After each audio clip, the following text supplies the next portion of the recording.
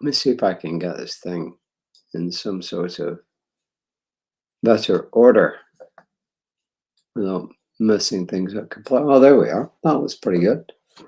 Well, welcome to another reading. I mentioned this morning in our service that we do 2 readings a day. Actually, I thought that Reverend Lisa had already started reading from the Science of Mind textbook, which in its various forms looks kind of like this, which is pretty huge. And Reverend Jesse thought the same thing because that's what he put in the weekly email. Well, apparently that's not true. She hasn't quite started yet.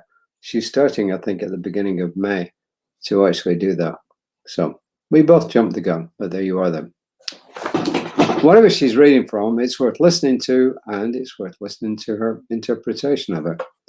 Today's reading, for my part, is called Prayer Made Simple. Prayer Made Simple.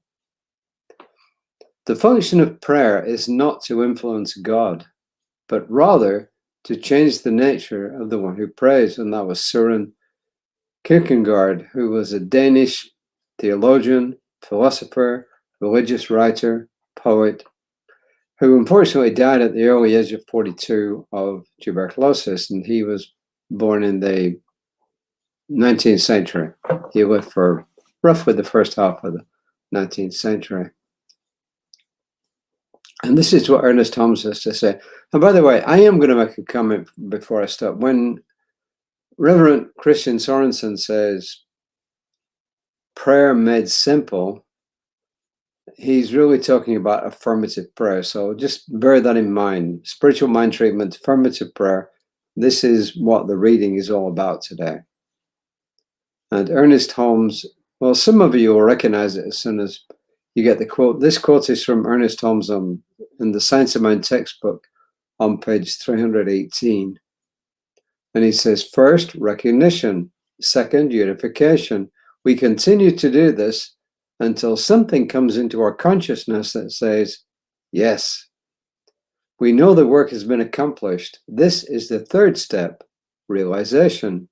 This is what a treatment is. Well, kind of. It's actually part of a treatment. And as I said, that's from the Science of Mind textbook, page 318. And Reverend Christian says, we go to a medical practitioner who works in the realm of the body for a physical treatment. And we go to a spiritual practitioner who works in the realm of mind for a spiritual mind treatment. Affirmative prayer, aka spiritual mind treatment, in religious science is teachable, replicable, and available to all. It's not the only way to pray, he says, but it sure is a great one.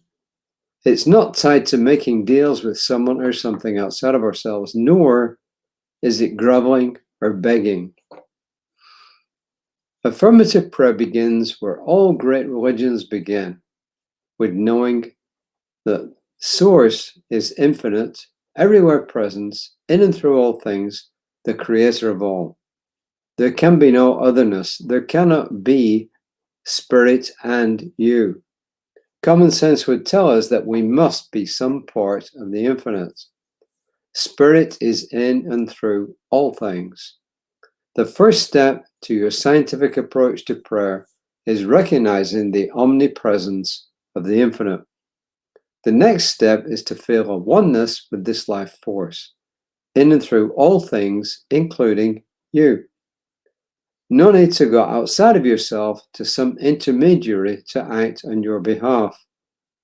In this unified sense of your God self, you speak your affirmative words of divine realization. If God or the all just spoke the spiritual truth about the situation, you can't help but be grateful those words are so.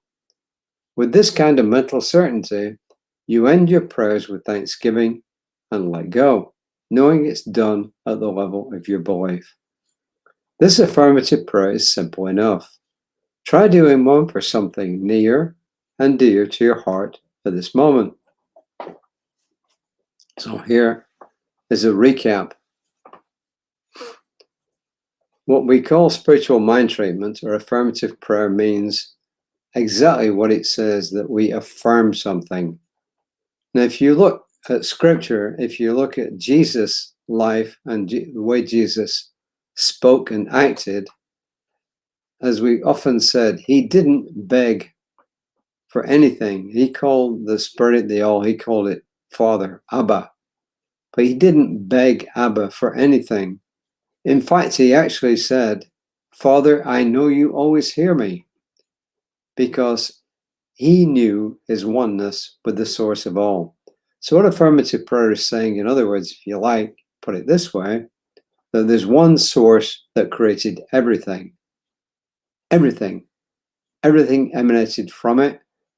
Everything is an expression of it. A leaf on a tree, a monkey climbing that tree, our cats who sit around here, the dog, everything, including you and me. Everything is an expression of that source. And when we realize this, we've done one thing. We recognize that there's one source for all. And then the second stage is recognizing that we are expressions of that one source. And the third stage, the realization, and the third stage is to actually realize that because of this, you're able to claim things in that oneness. Because if you're an expression of the one, then the power of the one must run through you. And so it does. And therefore, in that knowingness, you state what it is that you wish to manifest. And then you express gratitude that it's done, because it's already in the one mind, and you let it go. That's what Reverend Christian Sorensen is telling us here today. We would add something else. We think there's another thing that we need to consider, and that's this, that the universal subjective mind of spirit works on the level of feeling. It needs to know what it is that you want. I mean, otherwise, it could be anything. Therefore, it needs to know if you want a house, what kind of a house you want, what it would look like, roughly where you would like it, and roughly how much you'd like to pay for it. So it needs to know facts. But then, what it also needs to make that happen, it needs the feelings wrapped around those facts. In other words, how does it feel? How would it feel if you're actually living in that house right now? I'm going to go back to that prayer breakfast that we attended on Friday morning. And we all have different ways of expressing our oneness with all that is. And the lady, I think I mentioned, who actually gave the main presentation was Laura Wilkinson, who in 2000 was an Olympic gold athlete in diving. And she went on to tell us that several weeks before the main event, and even before she actually went through the trials to get into the US Olympic team, she had a major injury on her foot, which precluded her from physically training. She couldn't do it because she couldn't stand on it. The doctor advised her different things. She chose one path because the other path, while it might have produced faster healing, wouldn't have allowed her to actually proceed to go to the Olympic Games. But what she did was she visualized over and over again in her mind what it would be like to actually complete that perfect dive. And in doing so, she wrapped the thought of what she wanted with her feelings about how she'd feel when it happened. And guess what? It happened. Now, some people just call that visualization, but we say when you apply it to things like finding a new partner, finding a new house, or even getting the Olympic gold, we would say that what you're doing is you're using affirmative prayer to bring something into your life, to manifest something. And then I'm sure that she did, because she's a Christian, she expressed gratitude for the fact that she was able to think these things and feel these things. And she let it go until the next time she practiced. I'm sure she didn't keep churning it in her mind. She would practice, let it go, practice, let it go. So affirmative prayer is actually thought plus feeling. So it's all 3 stages. Spirit is all there is. We are one with spirit, because can't be anything else. Because of that, we can express using this power that runs through us. We can express what we want. We can know what we want. We can know that Spirit's handling it. We can express gratitude that Spirit's handling it. And then we can let it go, because if we don't let it go, we tie Spirit's hands. I'm metaphorically speaking, of course, because the only hands Spirit has are these, yours and mine. And then we let it go. And we allow Spirit to do its thing. That's really what this reading today is all about. My prayers are the words of Spirit made manifest. I changed it a little bit. My prayers are the words of Spirit made manifest. Sums the whole thing up entirely. So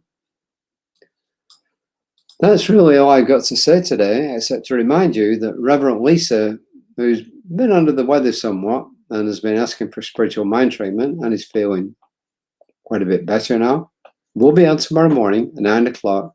I think she's still reading from her existing book, which is, and I always forget the title of it, Consciousness. Anyway, it's from the Women of New Thought.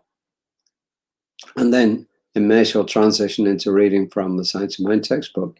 So that's all I've got, except to say this. Please take care of yourselves. It's been raining right now. If you're out driving, take care. If you're watching it now, it's supposed to rain more later this evening. When you're out in bad weather, just be sensible.